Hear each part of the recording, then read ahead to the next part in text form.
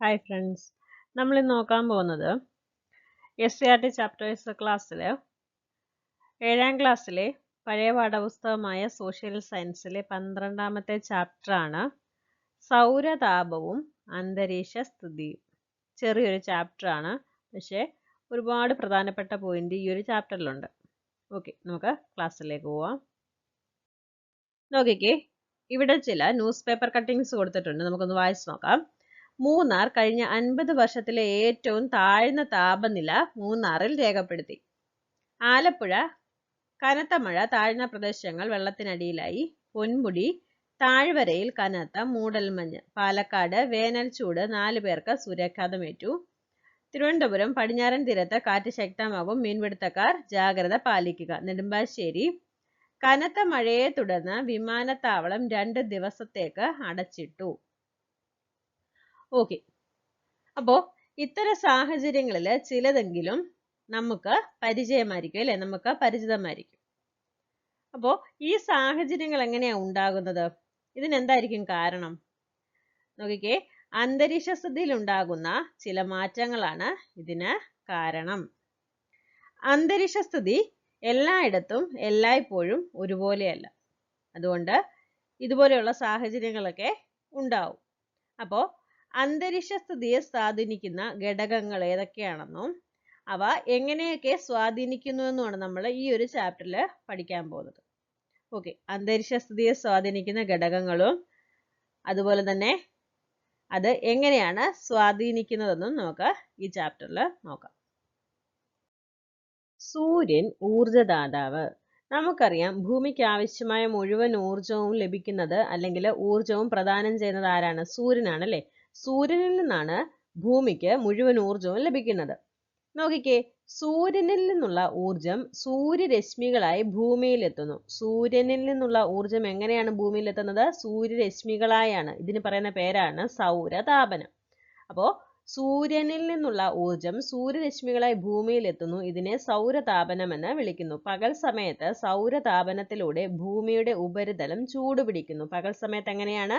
സൗരതാപനത്തിലൂടെ ഭൂമിയുടെ ഉപരിതലം ചൂടുപിടിക്കുന്നു. ചൂടുപിടിച്ച ഭൗമ ഉപരിതലത്തിൽ നിന്നും വിവിധ പ്രക്രിയകളിലൂടെ താപം അന്തരീക്ഷത്തിലേക്ക് വ്യാപിക്കുന്നു. നമുക്കറിയാം, എന്താണ്? സൂര്യനിൽ നിന്ന് ഭൂമിയിലേക്ക് താപം എത്തുന്നുണ്ട്. അങ്ങനെ പകൽ സമയത്ത് എന്ത് സംഭവിക്കുന്നുണ്ട്? ഭൂമിയുടെ ഉപരിതലം ചൂടുപിടിക്കുന്നുണ്ട്. അങ്ങനെ ചൂടുപിടിച്ച വായു എന്ത് ചെയ്യും? മുകളിലേക്ക് ഉയരുമെന്ന് നമ്മൾ പഠിച്ചിട്ടുണ്ട്. ഇവിടെ എന്താ പറയുന്നത്? ചൂടുപിടിച്ച ഭൗമ ഉപരിതലത്തിൽ നിന്നും വിവിധ പ്രക്രിയകളിലൂടെ താപം അന്തരീക്ഷത്തിലേക്ക് വ്യാപിക്കുന്നു. ഇത് ഭൗമ ഉപരിതലം തണുക്കുന്നതിന് ഇടയാക്കുന്നു. എന്നാൽ അന്തരീക്ഷത്തിലെ മേഘങ്ങളും കാർബൺ ഡൈ ഓക്സൈഡ് പോലുള്ള വാതകങ്ങളും ഭൂമിയിൽ നിന്നുള്ള താപത്തെ എന്ത് ചെയ്യുന്നുണ്ട്? ആഗിരണം ചെയ്യുന്നുണ്ട്. ഇപ്രകാരം ജീവന്റെ നിലനിൽപ്പിന് സഹായകമായ വിധത്തിൽ അന്തരീക്ഷ താപം നിലനിൽക്കുന്നു. ഓക്കെ, ഇനി എന്താ പറയുന്നത്? ഭൗമ ഉപരിതലത്തിൽ എല്ലായിടത്തും സൗരോർജ്ജം ലഭിക്കുന്നത് ഒരുപോലെയാണോ? അല്ല, ഒരേ അളവിലല്ല ലഭിക്കുന്നത്. ഭൗമ ഉപരിതലത്തിൽ എല്ലായിടത്തും സൗരോർജ്ജം ലഭിക്കുന്നത് ഒരേ അളവിലല്ല. ഭൂമധ്യരേഖാ പ്രദേശങ്ങളിൽ സൂര്യരശ്മികൾ എങ്ങനെയാ പതിക്കുന്നത്? ലംബമായാണ് പതിക്കുന്നത്. പ്രധാനപ്പെട്ട പോയിന്റ് ആണ്. ഭൗമ ഉപരിതലത്തിൽ എല്ലായിടത്തും സൗരോർജ്ജം ഒരേ അളവിലല്ല ലഭിക്കുന്നത്. ഭൂമധ്യരേഖാ പ്രദേശങ്ങളിൽ സൂര്യരശ്മികൾ എങ്ങനെയാ പതിക്കുന്നത്? ലംബമായാണ് പതിക്കുന്നത്. അതുകൊണ്ട് അവിടെ എങ്ങനെയാണ്? താപം കൂടുതലാണ്. ധ്രുവങ്ങളിലേക്ക് അടുക്കും തോറും സൂര്യരശ്മികൾ ചരിഞ്ഞ് പതിക്കുന്നതിനാൽ താപം ക്രമേണ കുറഞ്ഞു വരുന്നു. അതിനാൽ ഓരോ സ്ഥലത്തിന്റെയും അക്ഷാംശത്തിന് അനുസൃതമായാണ് ഭൂമിയിലെ താപലഭ്യത. കൂടിയ താപനിലയും കുറഞ്ഞ താപനിലയും. സൂര്യോദയത്തിന് തൊട്ടു മുമ്പ് അനുഭവപ്പെടുന്ന താപനിലയാണ് ഒരു ദിവസത്തെ കുറഞ്ഞ താപനിലയായി കാലാവസ്ഥാ നിരീക്ഷകർ പരിഗണിക്കുന്നത്. ഉച്ച കഴിഞ്ഞ് 2 മണിക്ക് അനുഭവപ്പെടുന്ന താപനിലയാണ് ഒരു ദിവസത്തെ കൂടിയ താപനില. അപ്പൊ ഇത് ഓർത്തു വെക്കണം, പ്രധാനപ്പെട്ട ടേബിൾ ആണ്. കൂടിയ താപനില എപ്പോഴാണ്? കുറഞ്ഞ താപനില എപ്പോഴാണ്? സൂര്യോദയത്തിന് തൊട്ടു മുമ്പ് അനുഭവപ്പെടുന്ന താപനിലയാണ് ഒരു ദിവസത്തെ കുറഞ്ഞ താപനില. എന്നാൽ ഉച്ച കഴിഞ്ഞ് 2 മണിക്ക്, ഇതൊക്കെ എക്സാമിന് ചോദിക്കുന്നയാ, ഉച്ച കഴിഞ്ഞ് 2 മണിക്ക് അനുഭവപ്പെടുന്ന താപനിലയാണ് ഒരു ദിവസത്തെ കൂടിയ താപനില. ഇത് ഓർത്ത് വെച്ചേക്കണേ. നോക്കിക്കേ, ഇവിടെ ഈ ചിത്രത്തിൽ കാണിച്ചേക്കുന്ന എന്താണ്? സൂര്യരശ്മികൾ കണ്ടോ, ഭൂമധ്യരേഖാ പ്രദേശത്തേക്ക് ലംബമായി പതിക്കുകയാണ് ചെയ്യുന്നത്. അതുകൊണ്ട് ഇവിടെ ചൂട് താപം കൂടുതൽ അനുഭവപ്പെടുന്നുണ്ട്, അല്ലെങ്കിൽ ചൂട് കൂടുതൽ അനുഭവപ്പെടുന്നുണ്ട്. നോക്കിക്കേ, ഭൂമധ്യരേഖ പ്രദേശങ്ങളിൽ സൂര്യപ്രകാശം ലംബമായി പതിക്കുന്നതിനാൽ അവിടെ താപം കൂടുതലും ധ്രുവങ്ങളിലേക്ക് അടുക്കും തോറും സൂര്യരശ്മികൾ ചരിഞ്ഞു പതിക്കുന്നതിനാൽ താപം ക്രമേണ കുറഞ്ഞു വരികയും ചെയ്യുന്നു. രശ്മികൾ ചരിയും തോറും കൂടുതൽ ദൂരം അന്തരീക്ഷത്തിലൂടെ കടന്നു പോകേണ്ടതിനാൽ കൂടുതൽ ഊർജം അന്തരീക്ഷ വസ്തുക്കളിൽ തട്ടി ചിതറുകയോ ആഗിരണം ചെയ്യപ്പെടുകയോ ചെയ്യുന്നു എന്നതാണ് ഇതിന് കാരണം. അതിനാൽ ഓരോ സ്ഥലത്തിന്റെയും അക്ഷാംശത്തിന് അനുസൃതമായാണ് ഭൂമിയുടെ താപ ലഭ്യത. ഓക്കെ, ആ ഒരു കാര്യം മനസ്സിലാക്കി വെക്കണേ. കൂടാതെ സമുദ്രനിരപ്പിൽ നിന്നുള്ള ഉയരം, സമുദ്ര സാമീപ്യം തുടങ്ങിയ ഘടകങ്ങൾ പ്രാദേശിക താപ വ്യതിയാനങ്ങൾക്ക് കാരണമാകാറുണ്ട്. സമുദ്രനിരപ്പിൽ നിന്ന് മുകളിലേക്ക് അന്തരീക്ഷ താപം ക്രമേണ കുറഞ്ഞു വരുന്നു. അപ്പോൾ ഓർത്തു വെക്കണം, ക്രമമായ താപനഷ്ട നിരക്ക് എന്ന് പറഞ്ഞാൽ എന്താണ്? സമുദ്രനിരപ്പിൽ നിന്നും മുകളിലേക്ക് പോകും തോറും ഓരോ 165 മീറ്ററിനും 1 ഡിഗ്രി സെൽഷ്യസ് എന്ന തോതിൽ താപം ക്രമേണ കുറഞ്ഞു വരുന്നു. ഇതിനെയാണ് ക്രമമായ താപനഷ്ട നിരക്ക് എന്ന് പറയുന്നത്. എന്താണ്? സമുദ്രനിരപ്പിൽ നിന്നും മുകളിലേക്ക് പോകും തോറും എങ്ങനെയാണ്? ഓരോ 165 മീറ്ററിനും 1 ഡിഗ്രി സെൽഷ്യസ് എന്ന തോതിൽ താപം ക്രമേണ കുറഞ്ഞു വരുന്നു. ഇതിനെയാണ് ക്രമമായ താപനഷ്ട നിരക്ക് എന്ന് പറയുന്നത്.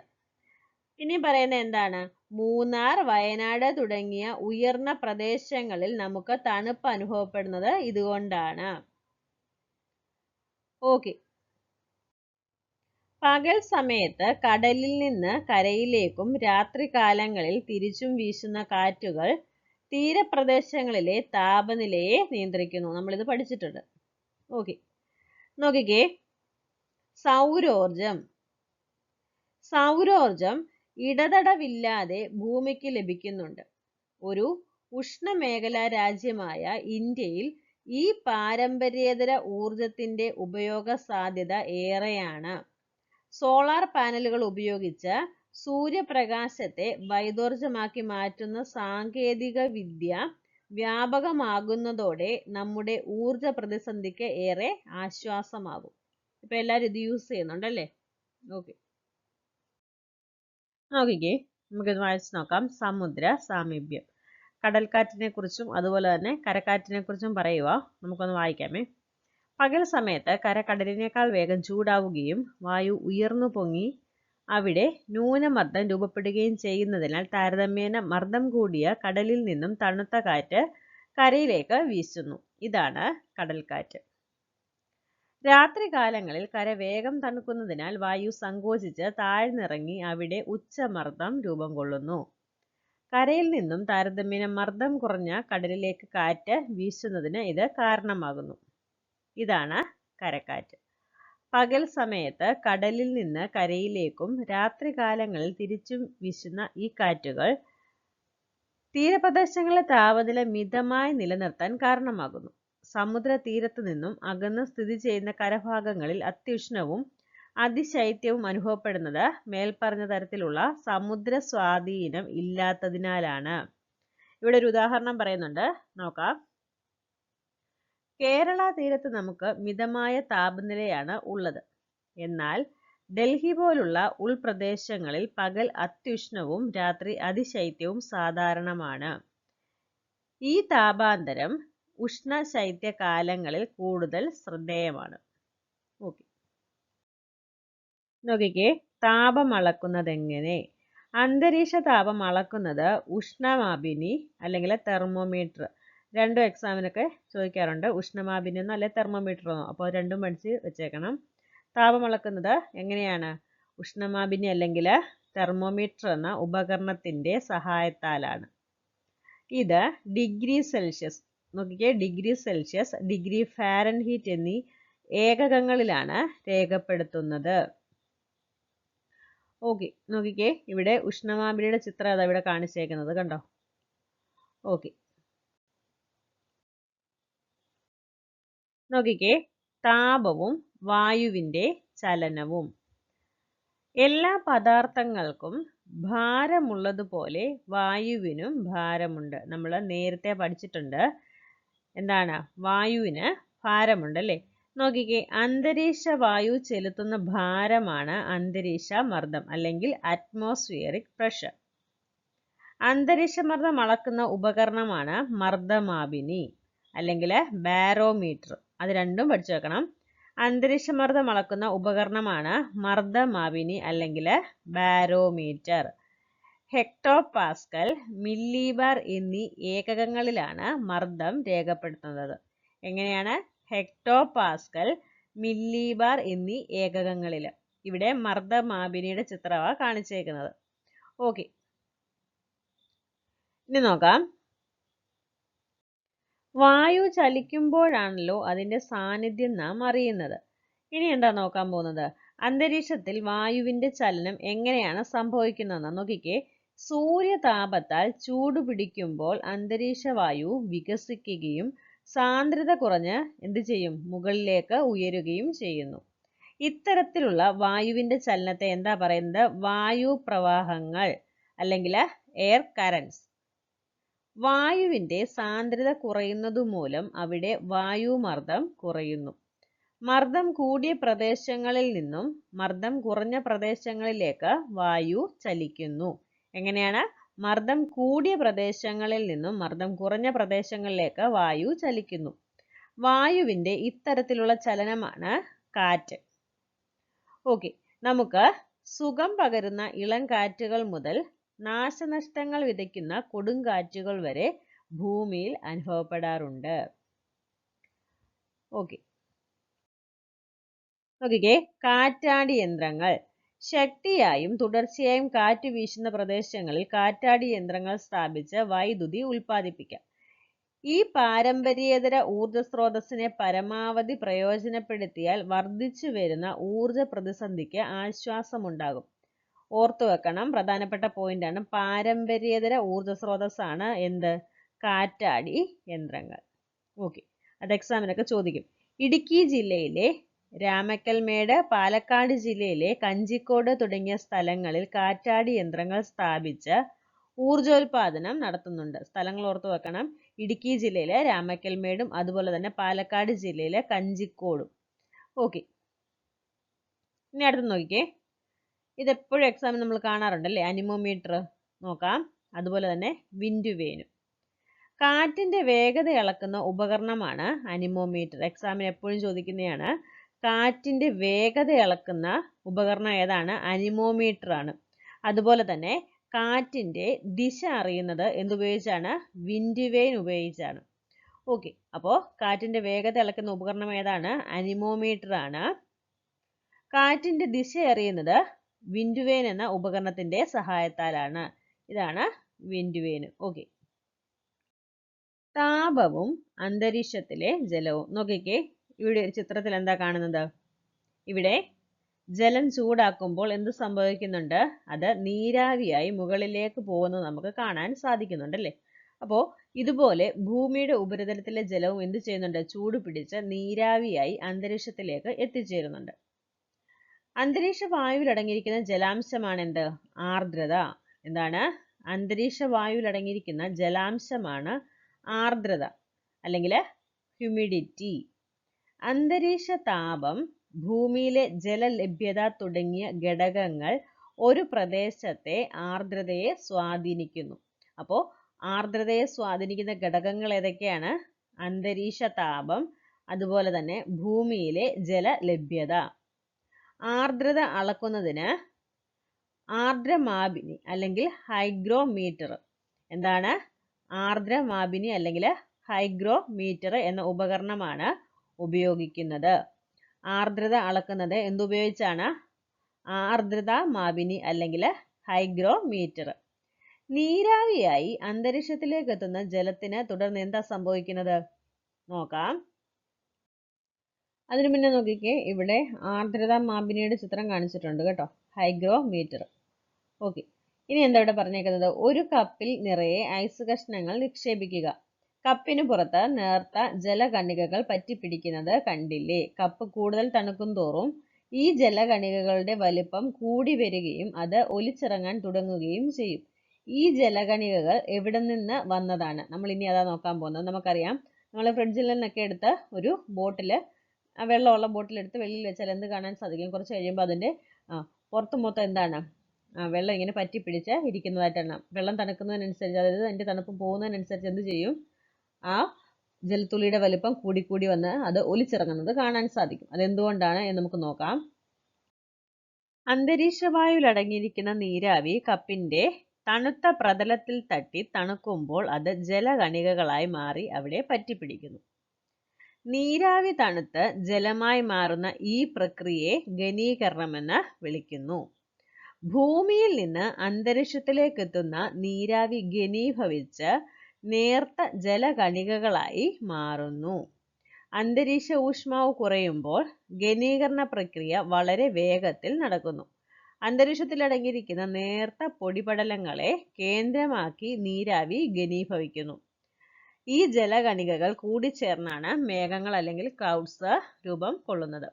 അപ്പോൾ മേഘം രൂപം കൊള്ളുന്ന ഒരു പ്രോസസ്സ് അവിടെ പറഞ്ഞേക്കുന്നേ എങ്ങനെയാണ്? ഭൂമിയിൽ നിന്ന് അന്തരീക്ഷത്തിലേക്ക് എത്തുന്ന നീരാവി ഘനീഭവിച്ച് നേർത്ത ജലകണികകളായി മാറുന്നു. അന്തരീക്ഷ ഊഷ്മാവ് കുറയുമ്പോൾ ഘനീകരണ പ്രക്രിയ വളരെ വേഗത്തിൽ നടക്കുന്നു. അന്തരീക്ഷത്തിൽ അടങ്ങിയിരിക്കുന്ന നേർത്ത പൊടിപടലങ്ങളെ കേന്ദ്രമാക്കി നീരാവി ഘനീഭവിക്കുന്നു. ഈ ജലകണികൾ കൂടിച്ചേർന്നാണ് എന്തുണ്ടാവുന്നത്? മേഘങ്ങൾ ഉണ്ടാകുന്നത്. അപ്പോൾ ഘനീകരണം എന്താണ്? നീരാവി തണുത്ത ജലമായി മാറുന്ന പ്രക്രിയയാണ് ഘനീകരണം എന്ന് പറയുന്നത്. ഓക്കെ, ഇവിടെ മേഘത്തിന്റെ ചിത്രമായി കാണിച്ചേക്കുന്നത്. അന്തരീക്ഷത്തിലെ നീരാവി ഘനീഭവിക്കുന്നതിലൂടെ മേഘങ്ങൾ മാത്രമല്ല രൂപപ്പെടുന്നത്, പിന്നെന്തൊക്കെയാണ്? മൂടൽമഞ്ഞ്, തുഷാരം തുടങ്ങിയവ ഘനീകരണത്തിന്റെ മറ്റ് രൂപങ്ങളാണ്. താഴ്വരകളിലും ജലാശയങ്ങൾക്ക് മുകളിലും പുക പോലെ നേർത്ത ജലകണികകൾ തങ്ങി നിൽക്കുന്നത് നമ്മൾ കണ്ടിട്ടുണ്ട്. ഘനീകരണത്തിന്റെ ഈ രൂപത്തെയാണ് മൂടൽമഞ്ഞ് അല്ലെങ്കിൽ ഫോഗ് എന്ന് വിളിക്കുന്നത്. തണുപ്പുള്ള പ്രഭാതങ്ങളിൽ പുൽനാമ്പുകളിലും മറ്റ് തണുത്ത പ്രതലങ്ങളിലും ജലകണികകൾ പറ്റിപ്പിടിച്ചിരിക്കുന്നത് നമ്മൾ കണ്ടിട്ടുണ്ട്. അതാണ് എന്ത്? തുഷാരം. ഓക്കെ, ഐസ് കഷ്ണങ്ങൾ നിക്ഷേപിച്ച കപ്പിന് പുറത്ത് ജലകണികകളുടെ വലിപ്പം വർദ്ധിച്ചു വരുന്നതും തുടർന്ന് താഴേക്ക് നീങ്ങുന്നതും നമ്മൾ മനസ്സിലാക്കി. കൂടുതൽ ഘനീഭവിക്കുന്നതിലൂടെ ജലകണികകളുടെ വലിപ്പവും ഭാരവും കൂടുന്നതിനാലാണ് ഭൂമിയുടെ ഗുരുത്വാകർഷണത്തിന് വിധേയമായി അവ താഴേക്ക് നീങ്ങുന്നത്. ഇതുപോലെ മേഘങ്ങളിലെ ജലകണികകളുടെ വലിപ്പം കൂടുമ്പോൾ എന്ത് സംഭവിക്കുന്നുണ്ട്? അന്തരീക്ഷത്തിൽ തങ്ങി നിൽക്കാനാവാതെ അവ ഭൂമിയിലേക്ക് പതിക്കുന്നു. ഈ പ്രക്രിയയെ വർഷണം എന്ന് വിളിക്കുന്നു. അന്തരീക്ഷ താപനിലയിലെ വ്യത്യാസങ്ങൾ വർഷണത്തിന്റെ വിവിധ രൂപങ്ങൾക്ക് കാരണമാകുന്നു. അതിന്റെ ചിത്രം ഇവിടെ കാണിച്ചേക്കുന്നത് കണ്ടോ. ഒന്നാമത്തെ എന്താണ്? മഴ. ജലകണികകളുടെ രൂപത്തിലുള്ള വർഷണമാണ് സംഭവിക്കുന്നത്. അടുത്തത് മഞ്ഞുവീഴ്ചയാണ്. നേർത്ത ഹിമകണികകളുടെ രൂപത്തിലുള്ള വർഷണം. അടുത്തത് ആലിപ്പഴമാണ്. മഞ്ഞുകട്ടകളുടെ രൂപത്തിലുള്ള വർഷണം. അപ്പോൾ വർഷണത്തെ മൂന്നായിട്ട് തിരിച്ചിട്ടുണ്ട്. ഏതൊക്കെയാണ്? മഴ, മഞ്ഞുവീഴ്ച, ആലിപ്പഴം. ഓക്കെ, മഴ അളക്കുന്നതിനുള്ള ഉപകരണമാണ് മഴമാപിനി. ഇതാ താഴെ കാണിച്ചിട്ടുള്ള ചിത്രമാണ്. മഴ അളക്കുന്നതിനുള്ള ഉപകരണം എന്താണ്? മഴമാപിനിയാണ്. സെന്റിമീറ്റർ, ഇഞ്ച് എന്നീ ഏകകങ്ങളിലാണ് മഴ രേഖപ്പെടുത്തുന്നത്. ഓക്കെ, മർദ്ദവ്യത്യാസങ്ങൾ, കാറ്റുകൾ, ആർദ്രത, ഘനീകരണം, വർഷണം തുടങ്ങിയ അന്തരീക്ഷ പ്രതിഭാസങ്ങൾക്കെല്ലാം കാരണമാകുന്നത് എന്താണ്? സൗരോർജ ലഭ്യതയിലെ ഏറ്റക്കുറച്ചിലുകളാണ്. ഓക്കെ, ദിനാന്തരീക്ഷ സ്ഥിതിയും കാലാവസ്ഥയും. ഒരു നിശ്ചിത സമയത്ത് ഒരു പ്രദേശത്ത് അനുഭവപ്പെടുന്ന അന്തരീക്ഷ അവസ്ഥയാണ് ദിനാന്തരീക്ഷ സ്ഥിതി അല്ലെങ്കിൽ വെതർ. ദീർഘകാലമായി ഒരു പ്രദേശത്ത് അനുഭവപ്പെടുന്ന ദിനാന്തരീക്ഷ സ്ഥിതിയുടെ ശരാശരിയാണ് എന്ത്? കാലാവസ്ഥ അല്ലെങ്കിൽ ക്ലൈമറ്റ്. നോക്കിക്കേ, ഭൂമിയിലെ ചില മനുഷ്യ പ്രവർത്തനങ്ങൾ കാലാവസ്ഥയെ ദോഷകരമായി ബാധിക്കുന്നുണ്ട്. കൽക്കരി, പെട്രോളിയം തുടങ്ങിയ ഫോസിൽ ഇന്ധനങ്ങൾ കൂടുതലായി ഉപയോഗിക്കുന്നതിലൂടെ അന്തരീക്ഷത്തിൽ വർദ്ധിക്കുന്ന carbon dioxide, carbon monoxide തുടങ്ങിയ വാതകങ്ങൾ അന്തരീക്ഷത്തിലെ ശരാശരി താപവർദ്ധനത്തിന് കാരണമാകുന്നതായി പഠനങ്ങൾ തെളിയിച്ചിട്ടുണ്ട്. ഫോസിൽ ഇന്ധനങ്ങൾക്ക് പകരം സൗരോർജം, കാറ്റിൽ നിന്നുള്ള ഊർജം തുടങ്ങിയ പാരമ്പര്യേതര ഊർജ സ്രോതസ്സുകളുടെ ഉപയോഗം ഇതിന് ഒരളവ് വരെ പരിഹാരമാണ്.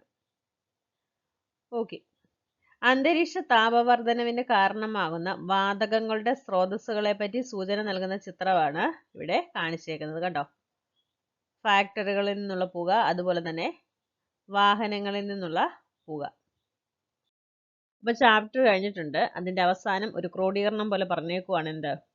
കാലാവസ്ഥയിൽ ഉണ്ടാകുന്ന മാറ്റം ഭൂമിയിലെ ജീവജാലങ്ങളുടെ നിലനിൽപ്പിന് ഭീഷണിയാണ്.